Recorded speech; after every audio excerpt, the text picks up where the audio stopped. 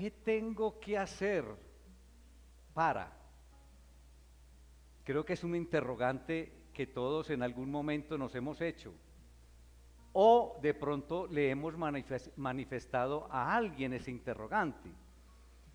Por ejemplo, ahora que está tan de moda el mundial, muchos niños pueden decir que tengo que hacer para ser un futbolista. Viendo a Egan Bernal, de pronto algunos niños dicen, bueno, ¿qué tengo que hacer para ser un ciclista? ¿Qué tengo que hacer para entrar a la universidad? Bueno, ¿qué tengo que hacer para muchas cosas? ¿Qué tengo que hacer para obtener determinado galardón? Y el Señor nos muestra hoy a través de su palabra a un personaje que en una condición muy particular hizo esa pregunta: ¿qué tengo que hacer? Entonces los invito, hermanos, para que abran sus Biblias en el libro de los Hechos. Hechos capítulo 16 a partir del versículo 25. A eso de la medianoche, Pablo y Silas se pusieron a orar y a cantar himnos a Dios, y los otros presos los escuchaban. De repente se produjo un terremoto tan fuerte que la cárcel se estremeció hasta sus cimientos. Al instante se abrieron todas las puertas y a los presos se les soltaron las cadenas. El carcelero despertó y al ver las puertas de la cárcel de par en par, sacó la espada y estuvo a punto de matarse, porque pensaba que los presos se habían escapado. Pero Pablo le gritó: no te hagas ningún daño, todos estamos aquí. El carcelero pidió luz, entró precipitadamente y se echó temblando a los pies de Pablo y Silas. Luego los sacó y les preguntó: señores, ¿qué tengo que hacer para ser salvo? Cree en el Señor Jesús, así tú y tu familia serán salvos, le contestaron. Luego les expusieron la palabra de Dios a él y a todos los demás que estaban en su casa. Padre, te alabamos, te damos honra, te damos todo honor y toda la gloria en el poderoso nombre de Cristo Jesús. Padre, gracias por tu palabra.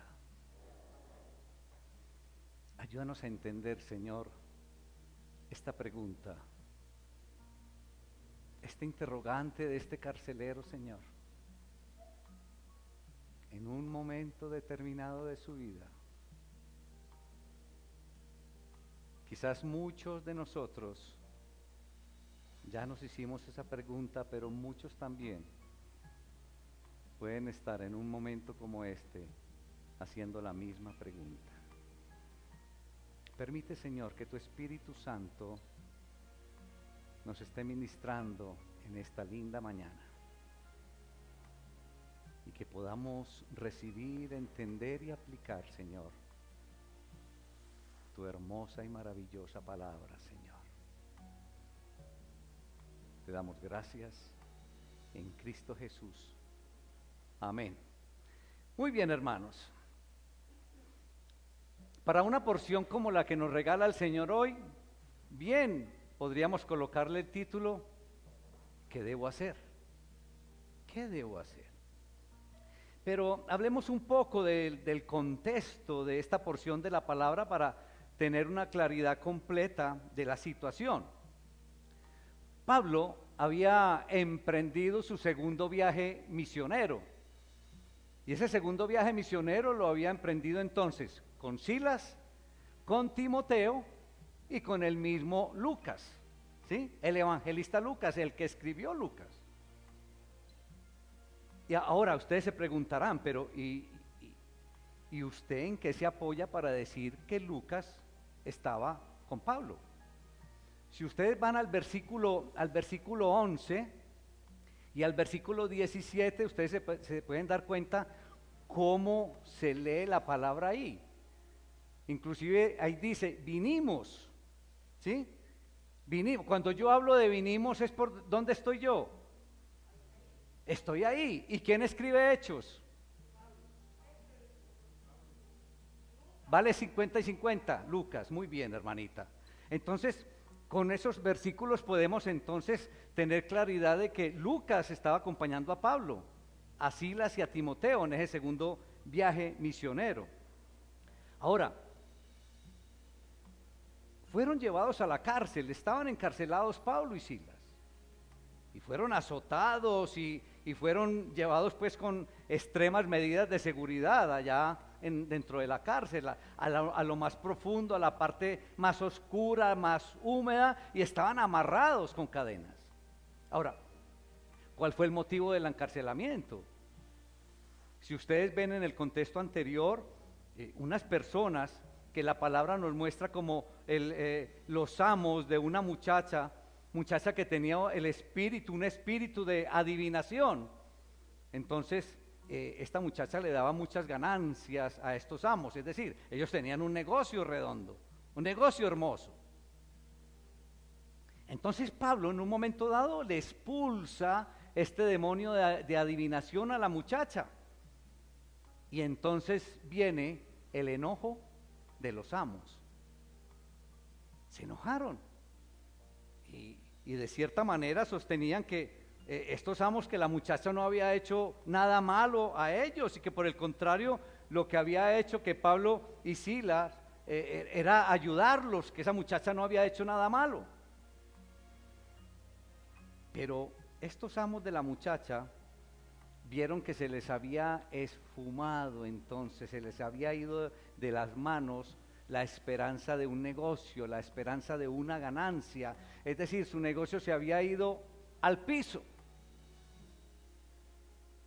Estos señores entonces acusan a Pablo y a Silas ante las autoridades, diciendo que ellos alborotaban la ciudad y que ellos enseñaban algo que era ilícito para los romanos. Esa fue la acusación de los amos ante las autoridades. El pueblo entonces, claro, se fue contra ellos, y los magistrados también se fueron contra ellos, y fue así entonces que los llevaron a la cárcel, los llevaron presos. Imaginamos el cuadro de Pablo y de Silas en plena cárcel. Solamente pueden cerrar sus ojos e imaginarse a Pablo y Silas en una cárcel, en lo más profundo, oscuro. Imagínense el olor, imagínense la situación, encadenados a unos cepos, porque tenían las medidas extremas de seguridad.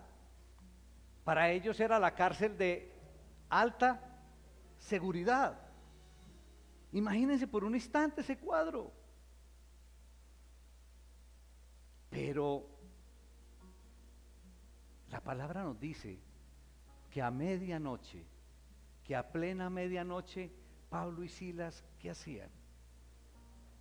Estaban orando y estaban cantando y estaban alabando al Señor, hermanos. ¿Ustedes se imaginan por un instante ese cuadro? Uno en la cárcel, amarrado en esa humedad, en esa oscuridad, y a medianoche, ni siquiera a mediodía, a medianoche estaban orando y alabando al soberano creador. Miren qué cuadro tan hermoso. Pero dice la palabra que todos los presos los oían. Y todos ellos escuchaban las oraciones, y todos ellos escuchaban los cánticos de estos varones de Dios. Ahora, no sabemos los otros presos cómo consideraban a Pablo y a Silas. O los consideraban unos lunáticos, o los consideraban ¿qué? Unos santos. Tremenda. ¿Qué pensarían? Pero eso sí, ninguno de los presos los podrían acusar de que estaban aplastados o que estaban derrotados. De eso sí ninguno pensaría. ¿Qué pensarían los presos? Escuchando con ese gozo y esa alegría que oraban y entonaban cánticos. Pues podrían pensar que eran lunáticos, es posible, pero no que estaban aplastados. Y mucho menos que estaban derrotados. Ahora, ¿qué dicen de muchos de nosotros? ¿Qué dicen de los cristianos? Muchos allá afuera. Que somos unos lunáticos, que nos lavaron el cerebro. Y yo les digo, ojalá me hubieran lavado el cuerpo entero, hermanos. Porque no saben el gozo, lo maravilloso que es caminar de la mano de Cristo Jesús. Ahora, en cuanto a la oración y a la alabanza de Pablo y de Silas, lo más probable es que ellos no estaban orando por liberación. Y ustedes se preguntarán, pero ¿usted por qué dice eso? O sea, que ¿por qué estarían orando pues si estaban encarcelados? Ellos no hicieron uso de esa parte para sentirse liberados cuando se abrieron las puertas y cuando las cadenas se abrieron. Ellos tuvieron la oportunidad de hacerlo. ¿Y qué hicieron? Se quedaron. Entonces es donde uno piensa, hombre, ellos no estaban orando por liberación, porque si no lo hubieran hecho. Pero los otros prisioneros que no pueden haber dejado de ver el fuerte terremoto que nos menciona la palabra que ocurrió, entonces, y el terremoto que hizo abrir las puertas y que abrió todas las cadenas, entonces ellos lo que sí vieron fue el poder sobrenatural al clamor nocturno de Pablo y de Silas. Eso sí lo pudieron ver todos los otros. ¿Es así o no? Miren qué hermoso todo esto que se dio ahí. Entonces, ante todo esto, no nos debe sorprender, hermanos, que el carcelero sacó la espada y quiso matarse. Ahora ustedes se preguntarán ¿por qué? Pues precisamente porque cuando vio las puertas abiertas y vio las cadenas ahí, ¿qué dijo él? Se escaparon, se volaron, se fueron. Y él sabía que por ese simple hecho, ¿qué le pasaría con el rey? El rey lo hubiera matado, porque ya de hecho, ya había pasado. Nosotros podemos ver en el capítulo 12, versículo 18, a unos soldados que los mandó a matar el rey. Él sabía lo que le esperaba, por eso el desespero. Entonces tomó la espada y quiso matarse. Entonces cuando uno ve en este cuadro, al parecer Pablo tomó el control deliberado del resto de los presos, así como tomó el liderazgo en una ocasión cuando iba preso en una nave por allá en el mismo libro de los Hechos capítulo 27, que tomó el liderazgo con todos los otros. O quizás todas las otras personas, todos los otros presos estaban tan asustados que se quedaron paralizados. Tremendo. Y le dicen al carcelero, oh, no te mates, detente, todos estamos aquí, no lo hagas, no te hagas daño, todos estamos aquí, tranquilo, le dicen. De cualquier modo, Pablo entonces pudo evitar el suicidio del carcelero y hacer saber que todos los prisioneros entonces estaban ahí, que no habían huido. Dice la palabra que este carcelero temblando, yo digo que porque sería el temblor del carcelero, de terror y de asombro, ¿sí o no? De terror por lo que sintió y de asombro por lo que vio, que estaban ahí. Y este carcelero entonces pide luz, lo saca y le dice a Pablo y a Silas esta frase: ¿qué debo hacer para ser salvo? Tremenda frase. ¿Qué debo hacer para ser salvo? Entonces, ¿qué significa esta pregunta, iglesia? ¿Qué alcance tiene esta pregunta? ¿Qué debo hacer para ser salvo? Y el carcelero no se estaba refiriendo en esta ocasión a ser salvo del rey, porque él ya estaba tranquilo, ahí estaban todos los encarcelados, todos los presos. Ser salvo, hermanos, ¿qué debo hacer? ¿Qué debo hacer para ser salvo? Esta palabra ser salvo está relacionada entonces con salvación. Y salvación es una palabra, una gran palabra, mis hermanos, pero es grande en el sentido que abarca el significado de muchas otras. Ser salvo significa ser liberado. Ser salvo significa ser perdonado. Ser salvo significa ser redimido. Ser salvo significa ser restaurado y mucho más, iglesia. Y el nombre de Jesús, el mismo nombre de Jesús, se centra en esta idea, mis hermanos. La forma griega del nombre, perdón, el nombre hebreo de Jesús significa eso: Jehová salva. Dios salva. Qué nombre tan grande y maravilloso tiene nuestro Salvador Jesús, porque tiene un significado tan grande y profundo, hermanos. Y este nombre se le dio al Señor cuando nació, debido a su significado. ¿Se acuerdan? Llamarás su nombre Jesús, porque Él salvará a su pueblo de algo muy especial. ¿De qué?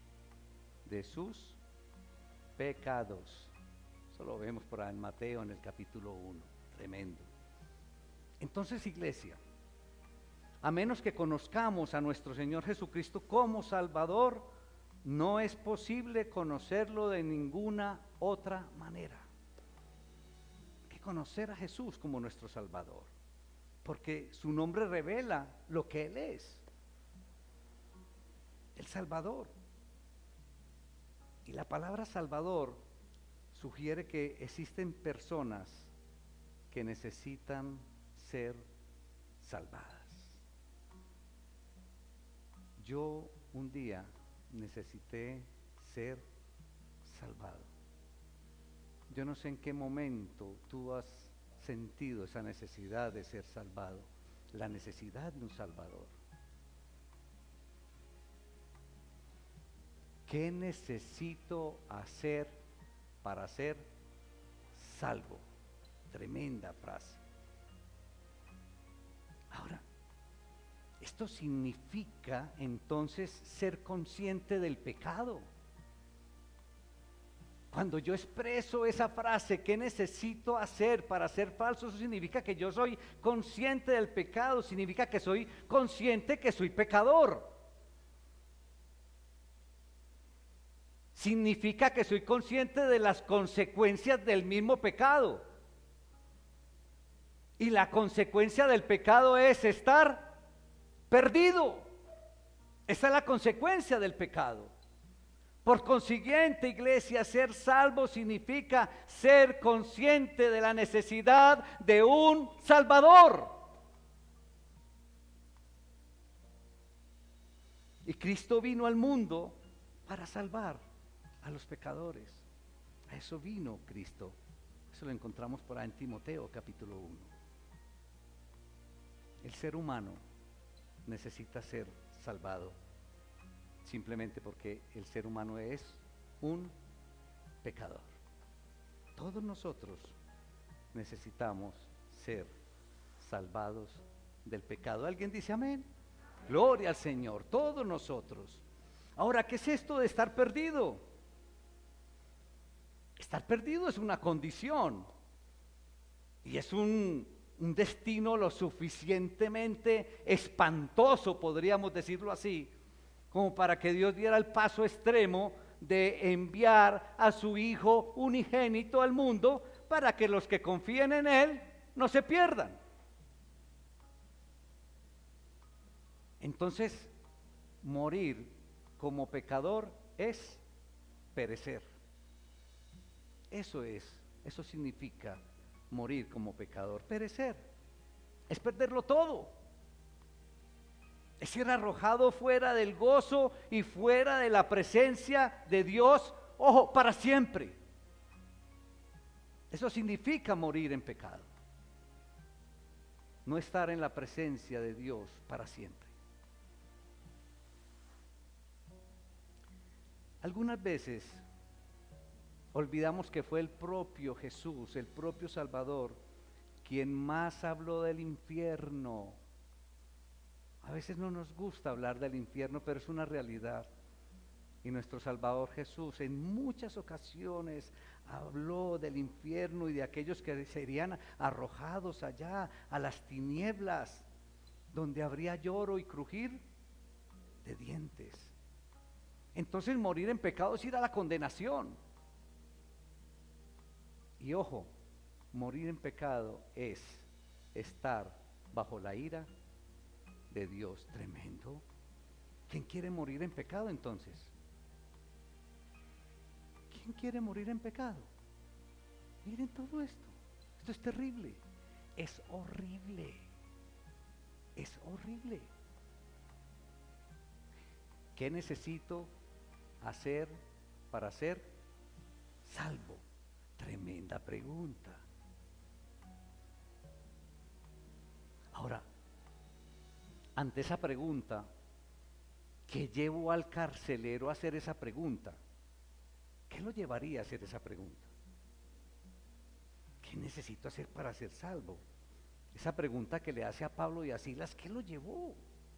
¿Sería simple curiosidad?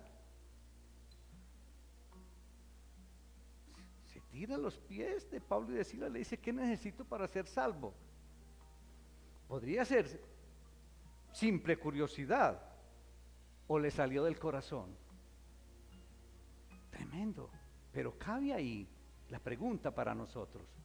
Preguntas al texto, preguntas a la situación. Pero obviamente por lo que encontramos unas líneas más adelante, esto lo hizo desde lo más profundo de su corazón, es lo que podemos ver, con un convencimiento total del paso que iba a dar, un convencimiento total de la pregunta que hizo. Pero el testimonio de Pablo y de Silas, cuando estuvieron encarcelados, fue lo que llevó a este convencimiento del carcelero, el testimonio y el comportamiento y la actitud de Pablo y de Silas. Dice la palabra que ellos oraban, entonaban cánticos a medianoche y con una voz alta que todos los escuchaban. Tremendo testimonio. Pero qué gran enseñanza para nosotros hoy, hermanos. ¿No creen ustedes? Sin importar las circunstancias, entonces debemos alabar y debemos adorar a Dios y no perder nunca la esperanza y nunca perder la confianza en nuestro Creador soberano. Tremenda enseñanza para todos nosotros hoy, que a veces ante situaciones pequeñas nos sentimos derrotados. Yo tengo que admitir eso. A veces me he sentido derrotado ante situaciones pequeñas. No sé usted, hermano y hermana, pero aquí encontramos en Pablo y Silas una enseñanza maravillosa. Sin importar una circunstancia tan difícil para ellos, y ellos llenos de gozo. Además, el comportamiento de ellos al quedarse y no huir de la cárcel, cuando pudieron hacerlo después del terremoto, pero al mismo tiempo pensar en el carcelero, lo que le hubiera podido pasar al carcelero. Entonces ese comportamiento, ese testimonio de Pablo y de Silas lo animó a tomar esa determinación. Yo me preguntaba, hermanos, ¿cuántas personas habrán hecho esta pregunta viendo mi comportamiento, viendo mi testimonio? Tremendo interrogante. Y pregúntatelo tú entonces.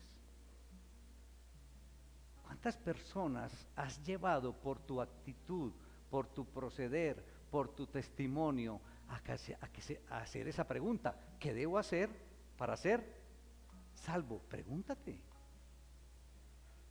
Porque aquí lo podemos ver claramente que lo que llevó al carcelero a hacer esa pregunta fue el testimonio, el comportamiento, la actitud de estos dos varones de Dios. ¿Qué necesito hacer para ser salvo? Al hacerme esta pregunta, hermanos, soy consciente de mi pecado. Soy consciente que necesito ser perdonado, que necesito ser restaurado. Por lo tanto, debo tener arrepentimiento por mi pecado y acepto a Cristo como mi Señor y Salvador. Creo en Él. Creo en la obra que hizo en la cruz por mí. Porque fue a la cruz por el perdón de mi pecado. Eso fue lo que hizo Cristo en la cruz. Y luego, como dice la palabra, y como pasó con el carcelero y los de la casa del carcelero, recibieron ¿qué? Ayúdenme. Recibieron, creyeron, pero luego de creer, ¿qué más hicieron? Y recibieron la palabra de Dios. Miren qué hermosura. ¿Qué debo hacer para ser salvo? ¿Cuándo me hago esta pregunta? ¿En qué momento? Esta pregunta yo la hago cuando no soy salvo. ¿Es así o no? ¿Qué debo hacer para ser salvo? Esa pregunta la hago cuando no he adquirido, cuando no he recibido la salvación, cuando aún no soy salvo. Pero después de ser salvo, después de recibir el perdón de pecados, ¿cómo sería la pregunta entonces?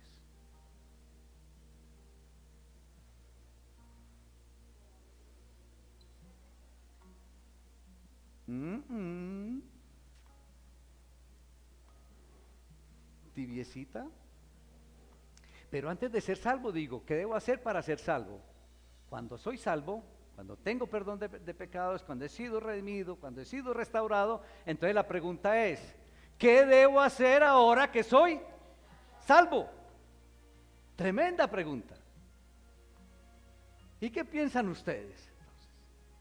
Porque es que el problema, hermanitos, créanme, el grave problema que nosotros tenemos los cristianos es que solamente nos limitamos a decir, es que esto es por fe y hago una declaración de fe y punto. Y creo que debemos ir un paso más allá. ¿Qué debo hacer ahora que soy salvo? Ahora, lo más importante para hacer ahora que soy salvo es vivir en gratitud al Salvador, aquel que me hizo salvo. Vivir en gratitud, entregarle mi vida, entregarle mi obediencia en gratitud. Entonces, como ahora soy salvo, entonces también puedo hacer las buenas obras. Pero no por hacer buenas obras es que yo voy a ser salvo. Ya es por gratitud, por agradecimiento que las hago, que es diferente. Pero le entrego la vida. Ahora, hay una porción de muchas que nos puede ayudar a darnos respuesta a este interrogante. ¿Qué debo hacer ahora que soy salvo? Y la encontramos en Efesios, en la carta de Pablo a los Efesios, capítulo 4, a partir del versículo 22. Y creo que ahí podemos encontrar parte de la respuesta a este interrogante. ¿Qué debo hacer ahora que soy salvo? La voy a leer a beneficio de ustedes. Efesios 4, 22 en adelante. En cuanto a la pasada manera de vivir, despojaos del viejo hombre que está viciado conforme a los deseos engañosos. ¿Despojados de qué? Ojo, recuerden que esto va para el hombre y la mujer. Correcto. Despojados del viejo hombre. Versículo 23. Y renovaos en el espíritu de vuestra mente. Y vestíos del nuevo hombre, creado según Dios en la justicia y santidad de la verdad. Por lo cual, ojo, desechando la mentira. ¿Qué es lo que nos está dando respuesta esto que estamos leyendo? ¿A qué interrogante? ¿Qué debo hacer ahora que soy salvo? Muy bien, excelente. Y vestidos del nuevo hombre, muy bien. Por lo cual, desechando la mentira, hablad verdad cada uno con su prójimo, porque somos miembros los unos de los otros. Airaos, pero no pequéis. No se ponga el sol sobre vuestro enojo. Hoy, esposos, familia, airaos, pero no pequéis. No se ponga el sol sobre vuestro enojo, ni deis lugar al diablo. Tremenda palabra. El que hurtaba, el que robaba, no robe más. Sino trabaje haciendo con sus manos lo que es bueno, para que tenga que compartir con el que padece necesidad. Ninguna palabra corrompida salga de vuestra boca, sino la que sea buena para la necesaria edificación, a fin de dar gracia a los oyentes. Y no contristéis al Espíritu Santo de Dios, con el cual fuiste sellados para el día de la redención. Versículo 31, miren lo lindo que sigue. Quítense de vosotros toda amargura, enojo, ira, gritería y maledicencia y toda malicia. Antes sed benignos unos con otros, misericordiosos, perdonándonos unos a otros como Dios también os perdonó a vosotros en Cristo. Versículo 1 del capítulo 5 de Efesios. Sed pues imitadores de Dios. Tremendo. Sed pues imitadores de Dios como hijos amados. Creo que una porción como esta y muchas otras nos dan en parte respuesta. Entonces, ¿qué debo hacer ahora que soy salvo? Ahí tienen una tareita, hermanos, para empezar a hacer o para que, y gloria a Dios para muchos que ya la tienen. Lo hermoso de todo esto, ahora que estamos hablando de salvación, iglesia, es que la iniciativa de la salvación la tuvo Dios, no el hombre, no nosotros. ¿De quién fue la iniciativa de todo este plan perfecto de salvación? De Dios, del soberano creador. En esto consiste el amor, hermanos, no en que nosotros hayamos amado a Dios, sino en que Él nos amó a nosotros y envió a su Hijo en propiciación por nuestros pecados. Primera de Juan, capítulo 4. Tremendo. Dios nos amó primero, hermanos, por lo que Él nos entregó el camino de la salvación. Y todo ello brota, hermanitos, del ilimitado amor del soberano creador para con todos y cada uno de nosotros. ¿Sabía usted, hermano, que el soberano creador lo ama ilimitadamente? ¿Siente usted que el soberano creador lo ama, pero lo ama con un amor grande e ilimitado? Ese es el amor de Dios para con todos nosotros, hermanos. Y eso es lo que nos debe mantener con gozo y con una total esperanza. La salvación entonces se encuentra en el Señor Jesús y en nadie más. Ojo con esto. La salvación se encuentra solo ¿en quién? En Jesucristo, en nadie más. Y eso sí lo debemos tener bien claro. Porque no hay otro nombre bajo el cielo dado a los hombres en que podamos ser salvos. Está en este mismo libro de los Hechos, en el capítulo 4. Queda claro entonces, iglesia, en este pasaje y en otros pasajes de las Escrituras, que solo hay un mediador entre Dios y los hombres, y ese es nuestro Salvador Jesucristo. Solamente hay un mediador. Entonces, ¿de qué manera tenemos entrada a la salvación? Y Pablo nos da claridad con esta porción, pero nos vuelve a ratificar en el capítulo 20 del libro de los Hechos. La manera en que tenemos entrada a la salvación es con arrepentimiento para con Dios. ¿Arrepentimiento de qué? De nuestros pecados. Arrepentimiento para con Dios y fe en nuestro Señor Jesucristo. Gloria al Señor.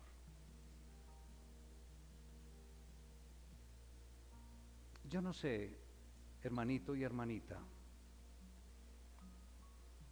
si usted está en este momento en una condición de hacer el interrogante, ¿qué debo hacer para ser salvo? Y creo que el Señor ya da una respuesta clara a usted hoy. Es posible que usted en ocasiones anteriores haya manifestado de labios que recibe a Cristo como Señor y Salvador, que deposita en Él su fe. Es posible, pero de labios y no de corazón. Y creo que este sería el momento de abrir su corazón y de decirle al Señor: Señor, yo te acepto como mi Señor y Salvador. Y yo quiero guiarte en esta oración. Cierra tus ojos. Si tú alguna vez ya hiciste esta oración, se lo manifestaste de corazón, entonces no es necesario que lo hagas, pero si de pronto lo hiciste y de pronto no has correspondido a esa oración como debe ser, es el momento para que lo vuelvas a hacer, pero también es el momento para iniciar una relación con Cristo, pero una relación verdadera. Y si estás apartada, es el momento de volverte a unir a los caminos de Cristo, porque no es a tu manera, es a la manera de Dios. Cierra los ojos y dile: Señor, hoy estoy arrepentido, estoy arrepentida según tu caso.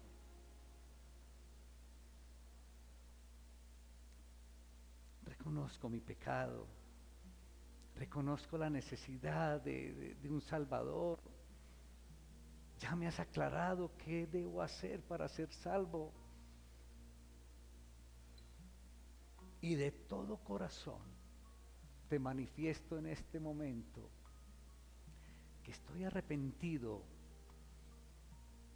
y que acepto a Cristo como mi Señor y Salvador, que pongo toda mi fe en la obra de Cristo en la cruz del Calvario por el perdón de mi pecado.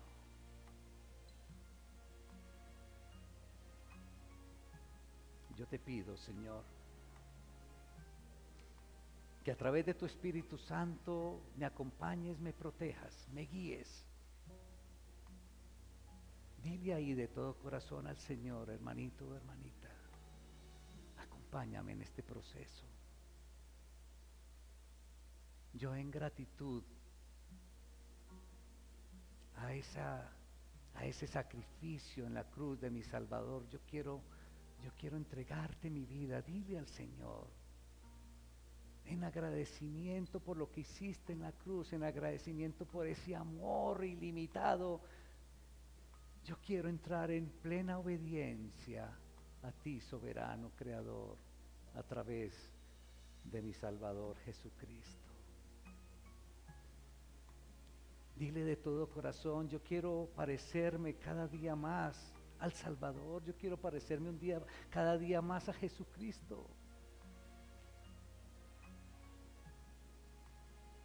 Yo quiero desprenderme, como me muestras ahí en Efesios, de esa vieja manera de ser, de ese viejo vestido, Yo quiero vestirme de un traje nuevo, limpio, agradable a ti, soberano creador. Yo quiero dejar todas esas cosas de mi pasado atrás y quiero empezar una nueva vida en Cristo Jesús. Solo de la mano de Cristo puedo conseguirlo y con el poder del Espíritu Santo, soberano creador.